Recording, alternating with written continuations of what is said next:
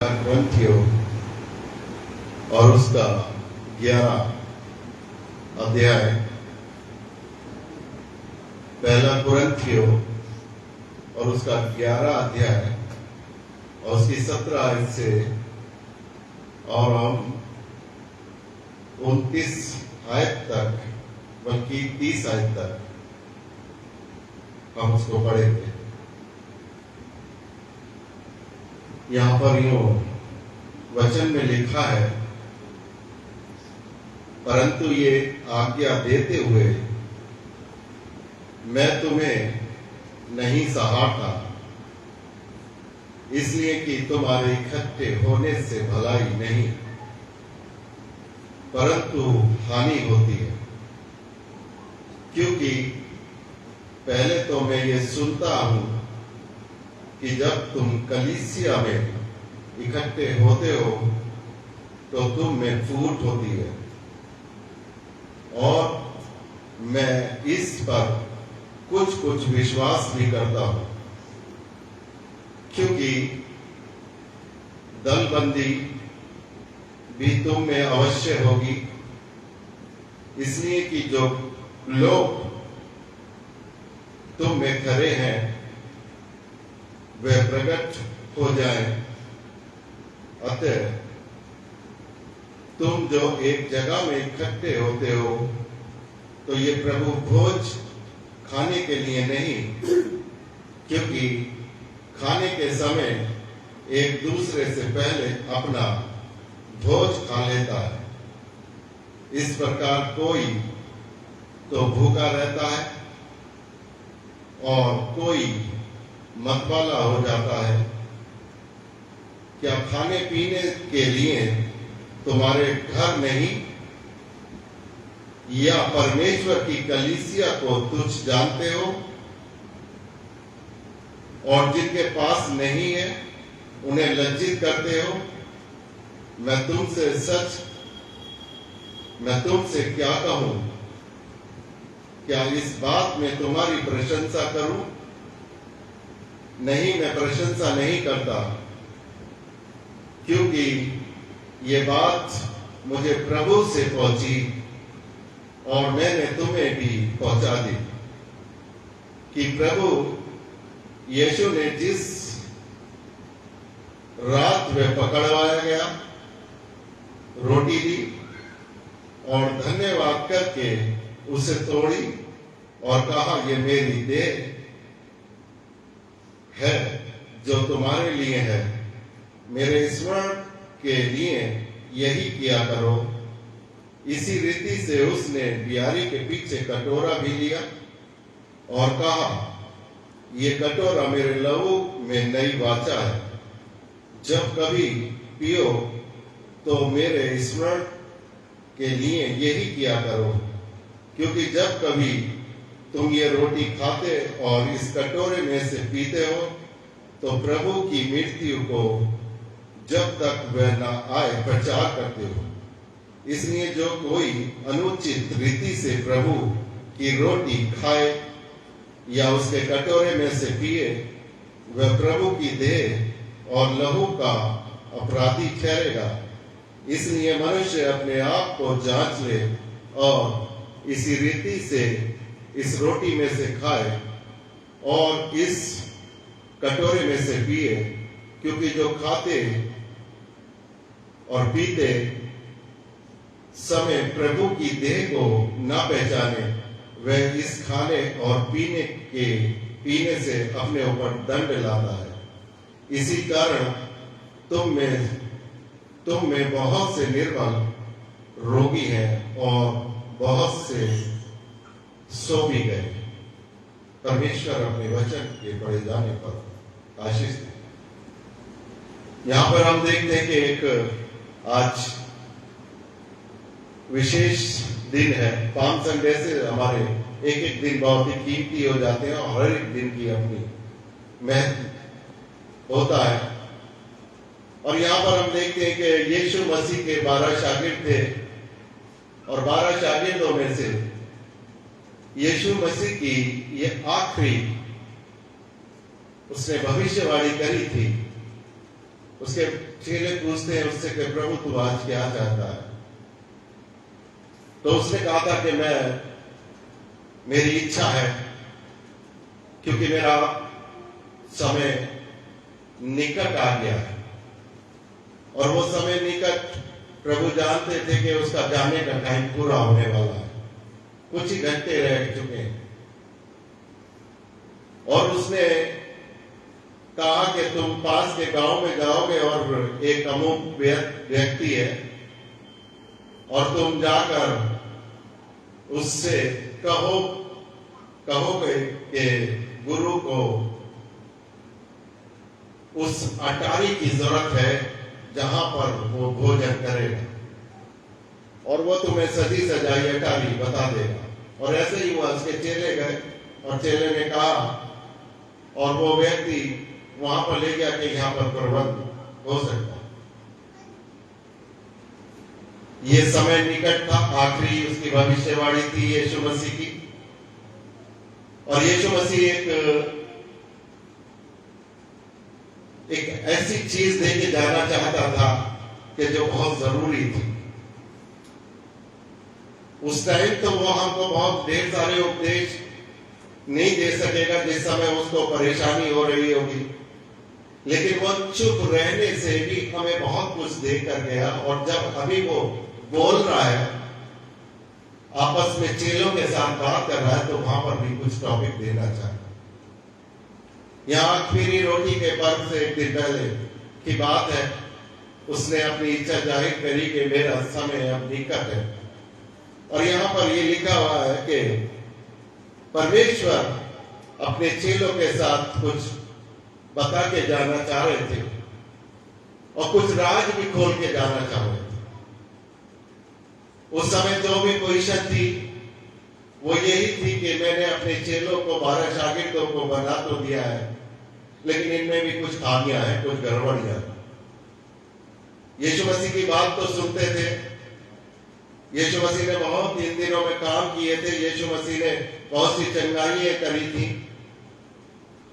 और कोई काम ऐसा नहीं करा था कि उसको बहुत तकलीफ हो या बहुत शर्म से उसको लोग बात देखें। लेकिन उसने ऐसे ऐसे मिरेकल, ऐसे ऐसे चमत्कार करे कि उस समय उसकी दुनिया में वाह।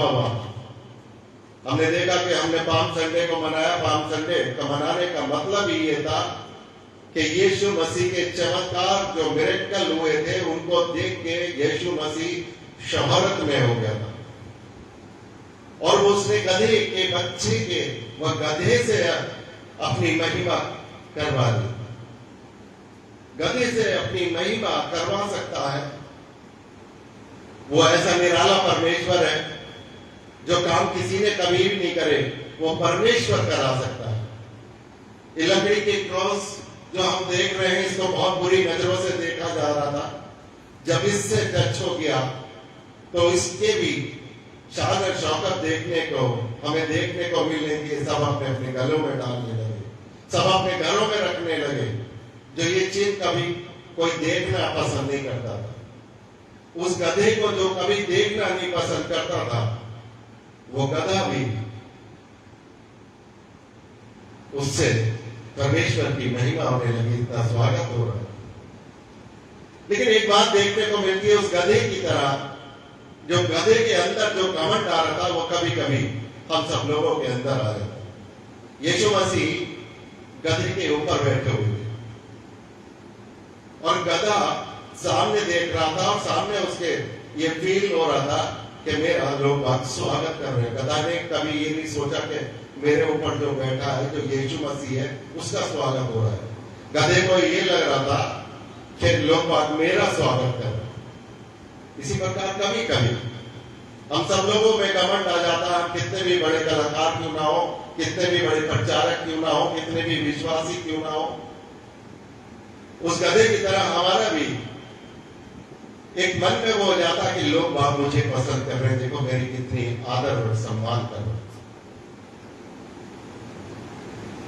अगर हमारे पास परमेश्वर ना हो, हमारे पास यीशु मसीह का कैरेक्टर ना हो, हमारे पास यीशु मसीह की वो सारी चीजें ना हो तो हमारे को कोई भी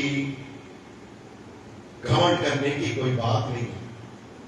इस आखिरी भोज में प्रभु यीशु मसीह जो करके जा रहा है, उसे कोई भूख नहीं थी, लेकिन उसने अपनी इच्छा जाहिर करी कि मैं एक अंतिम भोज अपने चेलों के साथ करना चाहता हूं, और उस चेलों के बीच में मैं कुछ राज भी खोलूंगा कि तुम्हारा जीवन कैसा है, इस कलीसिया का जीवन कैसा है। जो छोटी सी कलीसिया थी, 12 लोगों की कलीसिया थी, और वह पौलुस कह रहा है कि मैंने एक स्वप्न देखा कि जो कलीसिया में लोग बाग है, ये अखमीरी रोटी का जो पर्व है, जो हम बड़ी तरीके से लेते हैं और बड़े चाल और चौकस से आते हैं और पूरी अच्छी तरीके से नहा धोकर आते हैं, पवित्रता में होके आना चाहते हैं, क्या हमारे शरीर के अंदर पवित्रता है?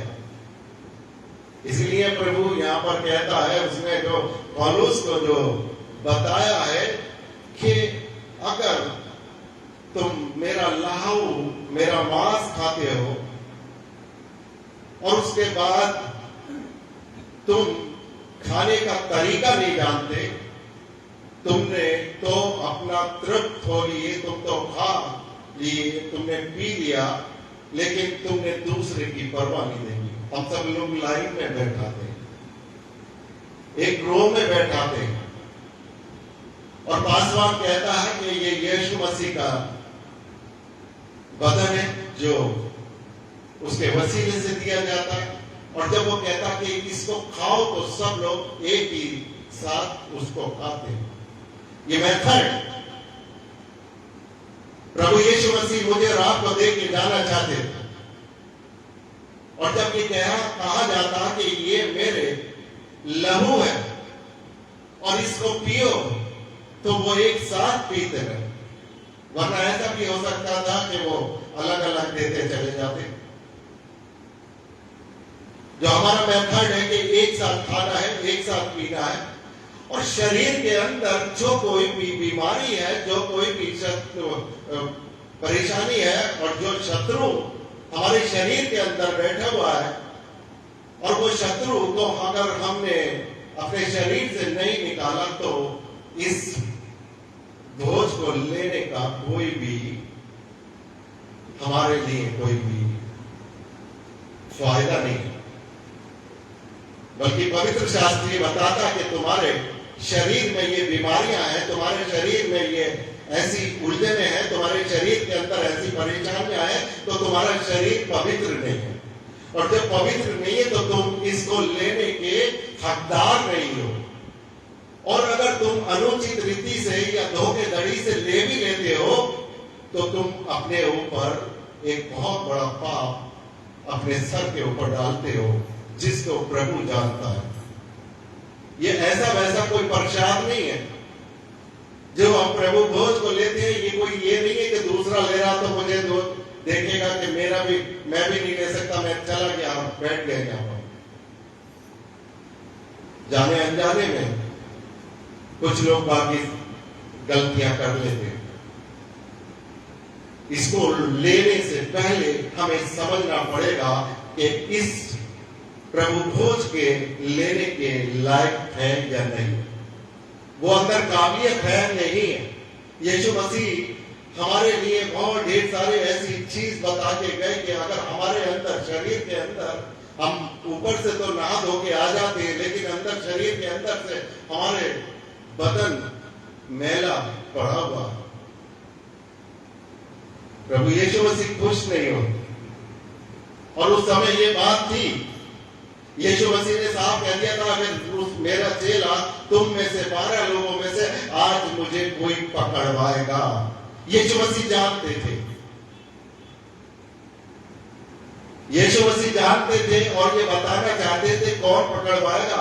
और सब चेलों के सामने वो राज भी खोलना जरूरी था, पकड़वाए।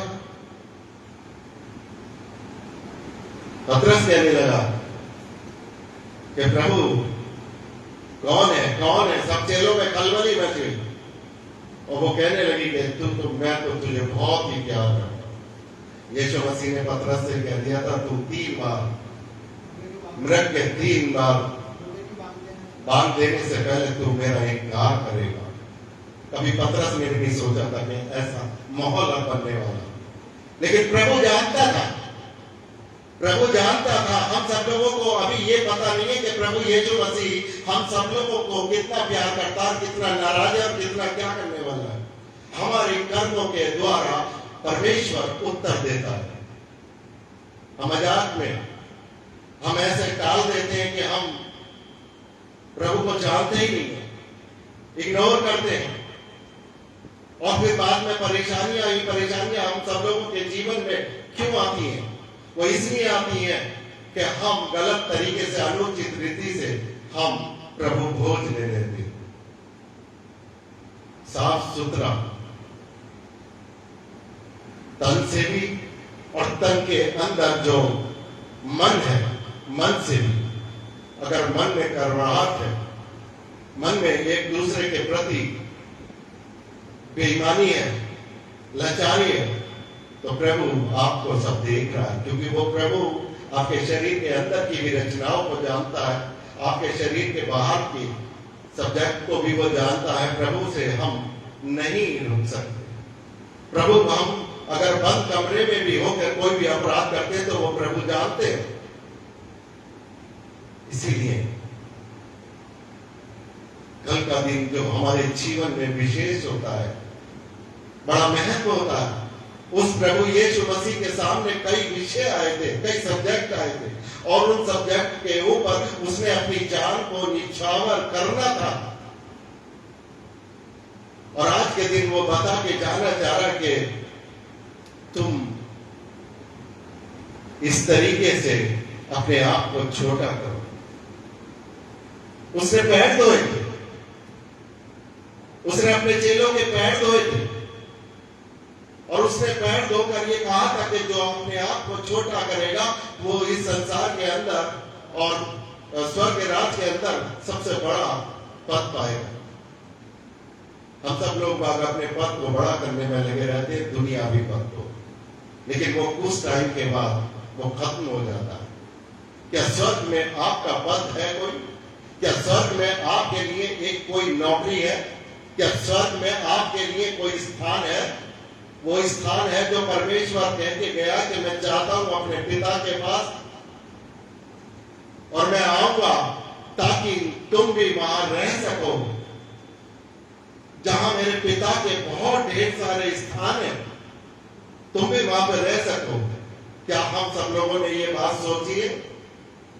वो पिता, वो परमेश्वर, वो मुझसे भी इतना प्यार करता है, वो आपसे भी इतना प्यार करता है, और वो एक उस बड़े याजक से भी, वो रोम के पोप से भी वो इतना प्यार करता है।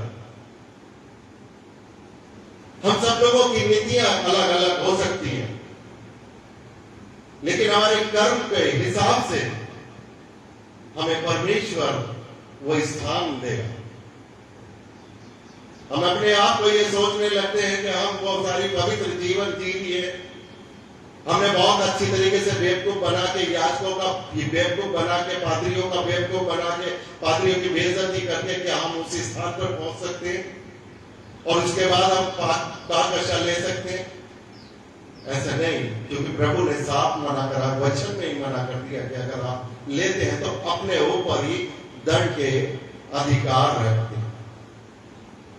हम सब लोगों का जीवन एक उत्तम जीवन होना चाहिए, एक ऐसा जीवन होना चाहिए जो प्रभु मुझसे और आपसे वायदा करके गए हैं कि अपने आप को छोटा बनाओ, अपने आप को नर्म बनाओ, अपने आप को दीन बनाओ, अपने आप को इतना गिरा दो ताकि इस संसार में, स्वर्ग के संसार में आपको जो है ऊंचे से ऊंचा सम्मान मिल सके। आज मुझे और आपको इसी पे सोचना पड़ेगा और इसी बात में लगना पड़ेगा कि हम जो प्रभु भोज लेते हैं वो प्रभु भोज किस तरीके से हमें लेना चाहिए। क्योंकि मैंने जब देखा कि यहाँ पर बहुत ढेर सारी गड़बड़ियां, पहले मैं पहले संडे को पाकशा दिया करता था, लेकिन जब मैंने देखा कि यहाँ पर पाकशा देने के लिए कोई व्यक्ति नहीं है, 2-3 आदमियों के अलावा पाकशा के लिए कोई व्यक्ति नहीं, मुझे बड़ा अजीब सा लगा।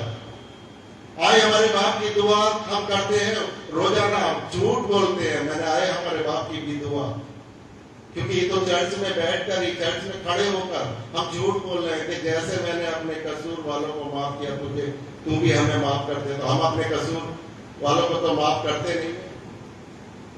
उसमें बहुत सारी चीजें लिखी हुई है कि तू चोरी मत कर, तू डकैती मत कर। चोरी भी हर समय करते हैं, जो दसवां चर्च को नहीं देता वो चोरी करता है। फिर हम बोलते हैं कि आए हमारे बाप की दुआ, हम क्यों बोलते हैं? क्योंकि झूठ बोल रहे हैं। परमेश्वर से चोरी कर रहा है एक आदमी, परमेश्वर से झूठ बोल रहा है, कैसे आशीषें मिल पाए, कैसे उसके घर के खजाने भर पाएंगे?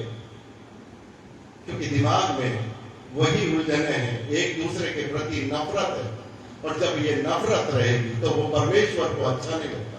पूरी बाइबल उठा के देख लीजिएगा, परमेश्वर ने मोहब्बत की बात करी है, मेल मिलाप की बात करी है, एक दूसरे को छोड़ने की बात करी है, एक दूसरे को तोड़ने की बात नहीं है। हमारे बाइबल में उठा के देख लीजिएगा, जो शादी पति पत्नी होते हैं तो कोई डाइवोर्स का कोई मैटर ही नहीं है, कोई चैप्टर ऐसा नहीं है कि तलाक हो सके। जज भी चक्कर में पड़ जाते हैं, जज भी चक्कर में पड़ जाते हैं कि पूरी बाइबल को उठा के हमने देख लिया और इसमें तलाक नाम की कोई चीज ही नहीं है। क्योंकि बड़ी गहराई से ये वचन हमारे पास पहुंचा, बड़ी बारीकी से पहुंचा। ये वचन कोई नॉवेल की किताब नहीं है, कोई कहानी की किताब नहीं है। जो शुरू के जमाने से जो बात लिखी गई थी वो आज तक भी हो रही है। आज इस संसार के अंदर नूह का जमाना चल रहा है। जब नूह के जमाने में शैतानियां बढ़ चुकी थी, अत्याचार बढ़ चुके थे, लोग बाग इतने करप्ट हो गए थे कि मतलब बहुत बुरी हालत हो गई थी। कोई उनको कहने सुनने वाला भी नहीं था कि तुम खराब हो, चाहे लड़का हो चाहे वो लड़की हो, उसे कहने वाला भी नहीं था। लेकिन परमेश्वर का क्रोध उस पर भड़का और वो नूह के जमाने में तबाही आई। जो धर्मी थे वही बच गए, और उनको दुनिया ने सोचा कि ये तो पागल है। कितना शोर मचा मचा के लोगों ने कहा कि सब लोग अभी से होशियार हो जाओ, वो जहाज बना रहा है उसे पागल बता रहे हैं, इसको पागल है, ये तो इसमें तो अकल नाम की चीज नहीं है, ये तो पागल हो चुका। उसके जहाज में गंदी गंदी चीजें डाल दिया करते थे। ऐसा जमाना हो चुका था। आज भी हम देखते हैं कि लड़ाइयां एक दूसरे के देशों में हो रही, कोई किसी को पीछे हटने के लिए तैयार नहीं है। हमने देखा होगा भी पिछले दिनों में जो यूक्रेन और रूस का झगड़ा चल रहा है, और यूक्रेन और रूस का झगड़ा खत्म नहीं हुआ, फिर इजराइल से झगड़ा हो चुका, वो इजराइल का भी झगड़ा बढ़ता चला जा रहा है। और अभी कुछ चलेगा, जो बाइबल में लिखा हुआ है वो अभी चलेगा। जो अब्राहम को दी हुई जगह थी, जो अब्राहम की चुनी हुई जगह थी, जो परमेश्वर ने प्रॉमिस लैंड करके उसको दी थी, वो जब तक इजराइल के पास नहीं आ जाएगी, जब तक ये झगड़े चलते ही रहेगा। आज हम देखते हैं कि सऊदी अरब वगैरह सब कोई नहीं बोल पा रहा अमेरिका के सामने और इजराइल के सामने। क्यों? क्योंकि वो परमेश्वर की बात है, वो उन राजाओं की बात नहीं है। वो ऐसा होना था और होकर रहेगा। जो परमेश्वर ने सोच लिया मेरे और आपके बीच में, वो परमेश्वर हमारे को करके रहेगा। वो जीवित परमेश्वर, और वो हमको बचाना चाहता है। वो ऐसे नर्क से बचाना चाहता है जहां पर हमारे लिए वो जगह फायदेमंद है, लेकिन हम उस बात को नहीं सोचते। हम सब लोग अपने अपने चक्कर में पड़े रहते हैं और प्रभु की तरफ जाने का हमारे पास कोई मार्ग नहीं है, टाइम नहीं है। टाइम आपके पास बहुत है, परमेश्वर की तरफ मुड़ने का टाइम नहीं है। और जिस दिन आपने परमेश्वर ने आपको पकड़ लिया और आप परमेश्वर को पकड़ लेते हैं, उस दिन आपके अंदर से, एक शरीर के अंदर से वो चीजें पैदा होने लगेंगी, वो चेंज हो जाएगा, वो शरीर आपका चेंज होने लगेगा। वो उसको कहते हैं कि प्रभु भोज करने से ये चीज पैदा हुई। बदलाव हो। प्रभु भोज बदलने के पीने से पहले, खाने से पहले हमारे अंदर को ये हो रहा है कि अगर हमने ये लिया है तो ये हमारे लिए कितना कीमती है।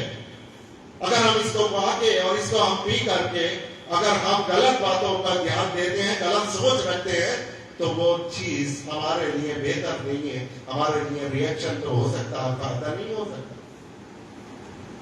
ये कोई दिखावे की चीज नहीं है, क्योंकि ये स्वर्ग से दी हुई चीज है जो प्रभु ने कहा है कि तुम मेरे लोगों के बीच में जाकर और मेरी यादगारी में इसको खाया करो, पिया करो। ये ऊपर से स्वर्ग से आई हुई देह है और स्वर्ग से आया हुआ लहू है।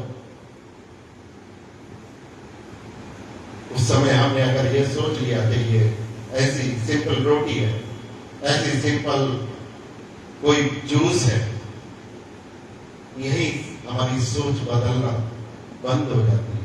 हम शैतान के चुंगल में आ जाते हैं, शैतान एकदम पकड़ लेता है। ये लहू और ये मांस बड़ा कीमती है, इसी से पूरा संसार बचाया जा सकता है। अगर ये चीज ना हो, और लोगों के पास प्रसाद है, हमारे पास प्रसाद नहीं है। हमारे पास ताजा लहू है, हमारे पास ताजा मांस है जो हम परमेश्वर हम सब लोगों के बीच में पहुंचा रहा है। चाहे वो किसी भी माध्यम से पहुंच रहा है, किसी भी चर्च की तरफ से पहुंच रहा है, कोई बड़े बड़े याजकों को आपके बीच में लेके जा रहा है, उसकी तरफ से पहुंच रहा है। आज हमें इसकी खूबी का पता होना चाहिए, उसकी पवित्रता को पता होना चाहिए। अगर हमें बनना है, पवित्र चीज को हम अपने शरीर के अंदर ग्रहण कर रहे हैं, तो उसकी पवित्रता हमारे अंदर आ जानी चाहिए, नहीं तो हमें नुकसान होगा। परमेश्वर आपकी मदद करे और आपको आगे की तरफ जो आपका जीवन आप जीते हैं वो परमेश्वर की पवित्रता में होकर जिए। सबको जय मसीह।